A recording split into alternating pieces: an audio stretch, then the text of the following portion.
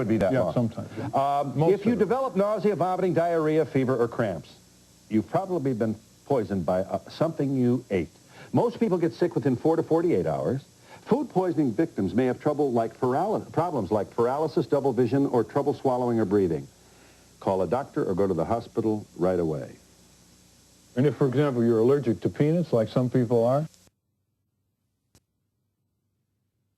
To the Yenta's going back there now. You don't want her to have purple.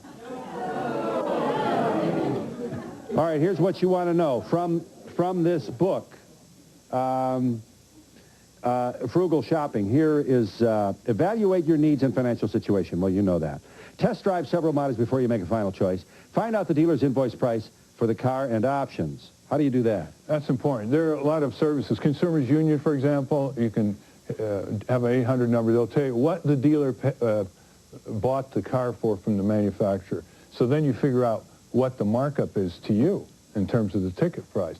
And a lot of people will go into a dealer and say, I know what you paid your manufacturer for this car. I'll give you $300 over dealer invoice. And sometimes they'll take it. So there is a bargaining position, and you should not hesitate to negotiate wherever you can in this over-depersonalized economy of ours. There's still a chance to negotiate. Find out if the manufacturer is offering rebates. That's pretty smart. That will lower the cost. Get price quotes from several dealers. Keep your trade-in negotiations separate from the main deal. Yeah, you may not want to trade in your car to the dealer. Once you bring it into the deal, they'll find a way to finagle and not give you the best deal. So if you do want to trade in your used car, wait until you cut the deal for the new car. Make it a separate transaction. Don't sign anything until you've made a final decision to buy, and think twice about adding expensive extras. Yeah, remember, an auto dealer is a first-class expert in how to get the most out of you.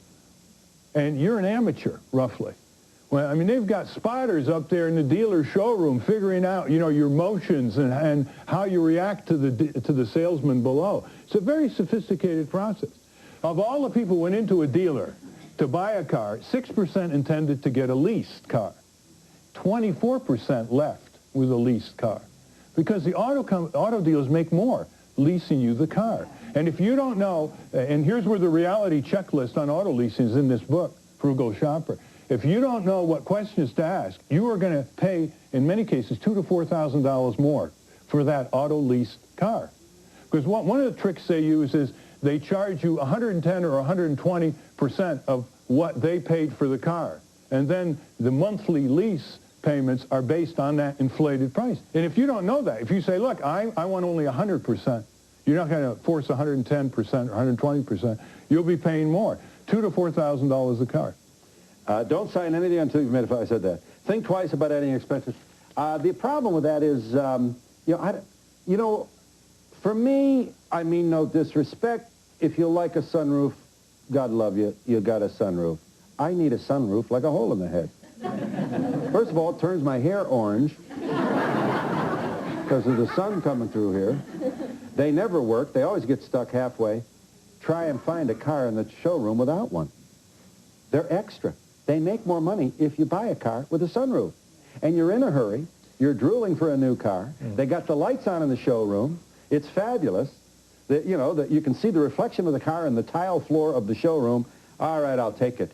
And who knows how many, you know, maybe you didn't want all that fancy schmancy stuff. That's right. They make the most money on the options and the extras. On the other hand, some of them, when they're safety options, they're important because you can turn it around and say to your auto insurance agent, I've got an airbag in the car, I've got an anti-theft device, I've got anti-lock braking systems, and in several cases, you'll get a discount on your auto insurance premium. But you see, when you're buying auto insurance, it's not just the questions you have to ask the auto insurance agent. It's what you tell the agent about yourself. And that's true for health insurance, homeowners insurance, etc. We will talk with you and answer your questions. Ralph Nader talks about this book, which also...